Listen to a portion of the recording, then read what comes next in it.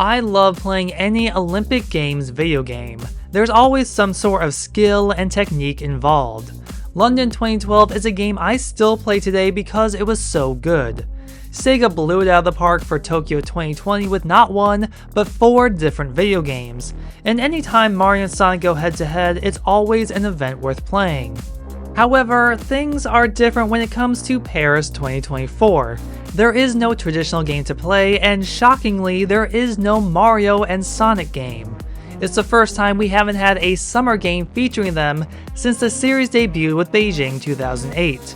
Instead, to celebrate, we have a mobile game called Olympics Go Paris 2024. It's for iOS, Android, and PC exclusively through the Epic Games Store.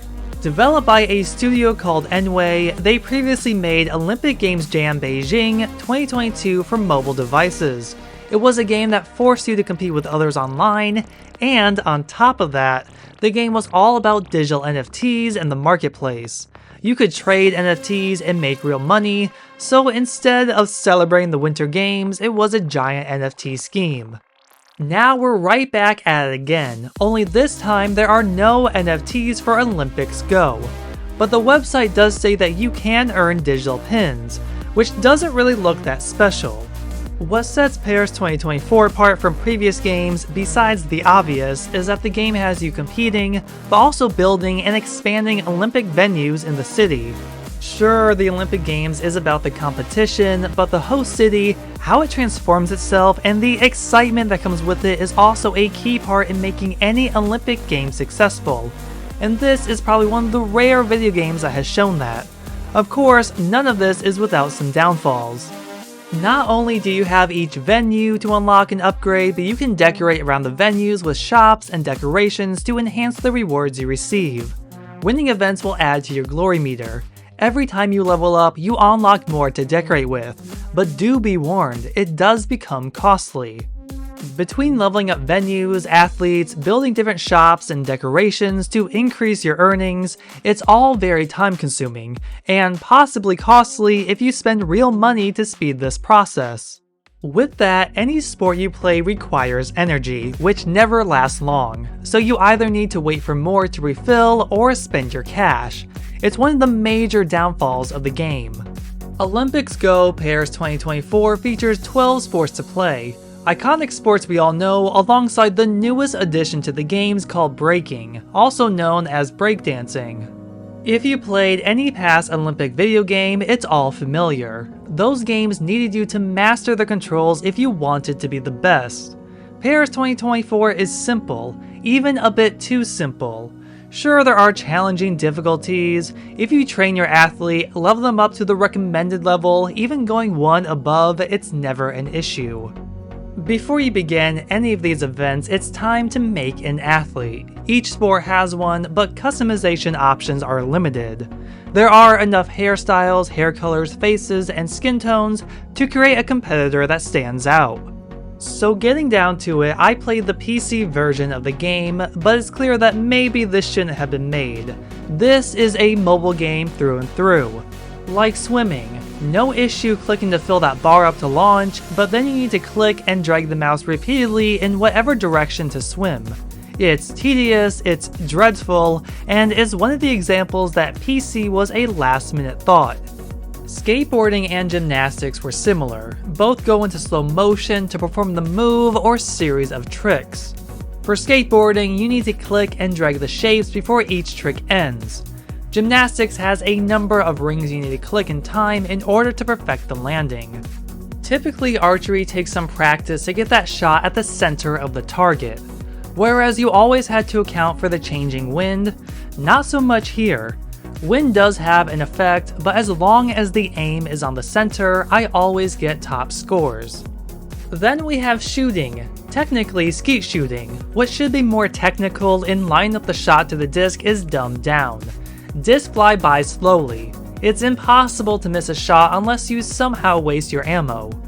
Running is just clicking to fill the bar. Sometimes you can't click all the way because if you hit the red, the bar will empty itself. Think of it like stamina, and there's never foul for kicking off before it's time to go, eliminating any sort of punishment. Rowing starts off with filling a bar to get ahead, and then switches to hitting green targets on time to keep that momentum. It'll go back to filling that bar and then the targets.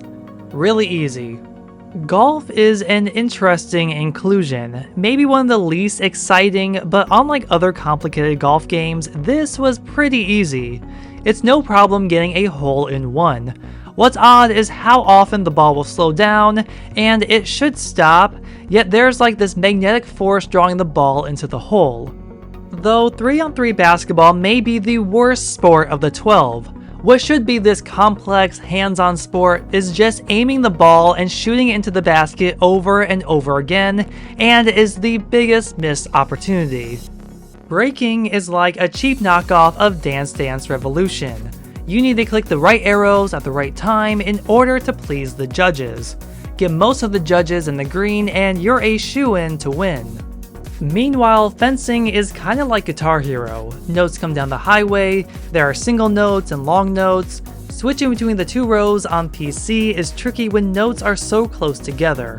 Also, one of the few sports better played on mobile. Cycling is like running, but then we get to tricky corners.